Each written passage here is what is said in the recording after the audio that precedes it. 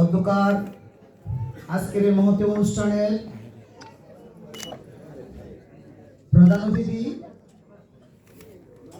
আমার অভিভাবক মাননীয় বিচারপতি শিকদার মকবুল হক স্যার, মঞ্চে উপবিষ্ট আছেন যিনি বাংলাদেশ সুপ্রিম কোর্টকে নেতৃত্ব দিচ্ছেন, 12,000 আইনজীবীর যিনি প্রতিনিধি, যিনি 12,000 আইনজীবীর সুখ দুঃখ দেখার দায়িত্ব আল্লাহ পাক ওনাকে দিয়েছে। অত্যন্ত ভালো মনের মানুষ, আমাদের সকলের আইনজীবীদের সকলের প্রিয় মানুষ। বাংলাদেশ সরকারের deputy attorney general barrister Mohammad Mahfuzur Rahman Milon, যিনি আজকের উদ্বোধক। মঞ্চে উপবিষ্ট আছেন অত্র সংগঠনের ভাইস প্রেসিডেন্ট মোহাম্মদ রবিউল ইসলাম রবি, আর উপস্থিত আছেন অত্র সংগঠনের মহাসচিব Mohammad Shahrif Hossain, advocate Bangladesh supreme court. আরেকজন উপস্থিত আছেন আমার অত্যন্ত কাছের বন্ধু বাংলাদেশ সুপ্রিম কোর্টের অ্যাডভোকেট এবং assistant attorney general Mohammad Obaidul Islam. বিশেষ করে আপনারা যারা বিভিন্ন জেলা থেকে এসেছেন, আমি যেটুকু আমার কাছে এসেছে জামালপুর, ময়মনসিংহ, কুমিল্লা, কক্সবাজার, গাজীপুর, অনেকগুলো নাম আমি ভুলে গেছি। আপনারা কষ্ট করে যারা এসেছেন এবং আজকে এই অনুষ্ঠানের সফলতার জন্য প্রধান নিয়ামক এবং আমরা উপস্থিত হয়ে দুটি কথা বলার জন্য যে সুযোগ আপনারা করে দিয়েছেন, সেজন্য আপনাদের কাছে কৃতজ্ঞ এবং আপনাদের সবাইকে সালাম দিচ্ছি। আসসালামু আলাইকুম ওয়া রাহমাতুল্লাহি ওয়া বারাকাতুহু। আমাদের সংগঠন হলো একটা মানবাধিকার সংগঠন।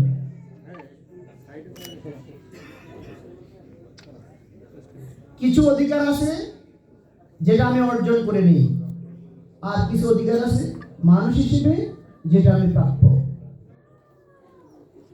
প্রথম বিশ্বযুদ্ধের ধ্বংসযজ্ঞ পৃথিবীবাসী দেখলো, দ্বিতীয় বিশ্বযুদ্ধের ধ্বংসযজ্ঞ পৃথিবীবাসী দেখলো। মূলত দ্বিতীয় বিশ্বযুদ্ধের ভয়াবহ অবস্থা দেখে,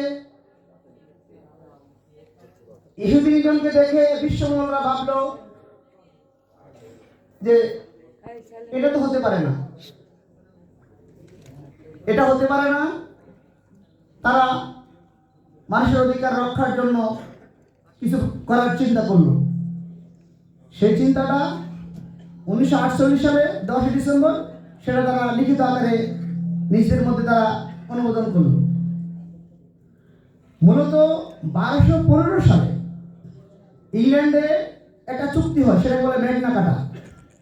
রাজাদের অত্যাচারে প্রজারা তখন থাকতে পারত না।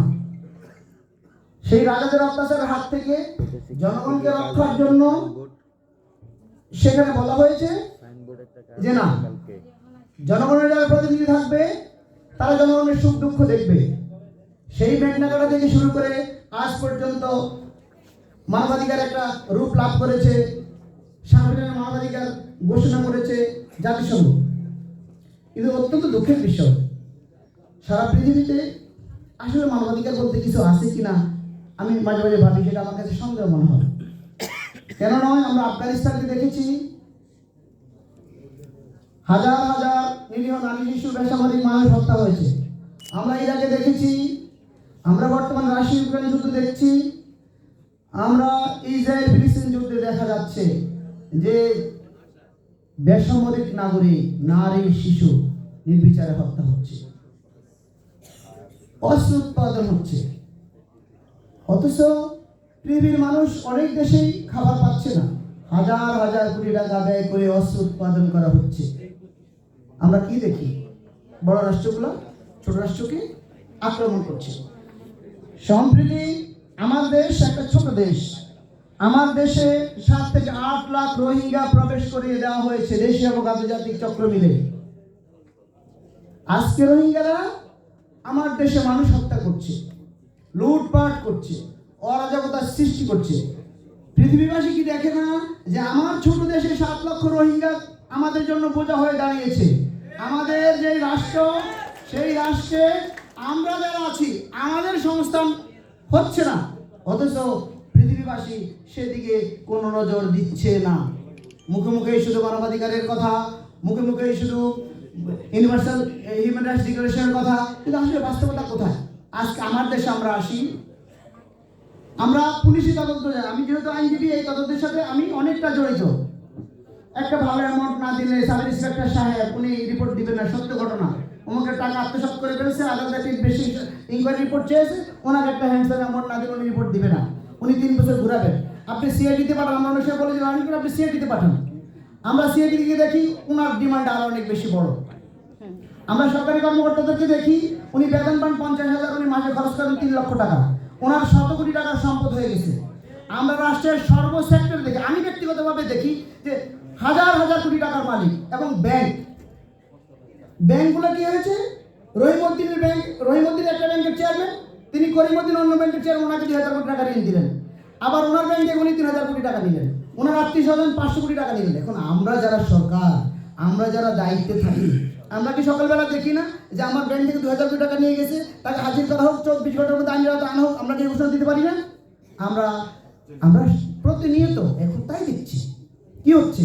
আজকে আমরা দেখি ইস্তেমান, দুই পক্ষ মারামারি করে মানুষ হত্যা হচ্ছে, আজকে আমার দেশে ডাকাতি হচ্ছে, কালকে আমার দেশের রাজধানী হচ্ছে। বিষয়টা আমার বুঝে আসছে না। আমরা যারা পাওয়ারে আছি, আমাদের অত্যন্ত কঠোর হস্তে অপরাধীদেরকে দমন করা উচিত।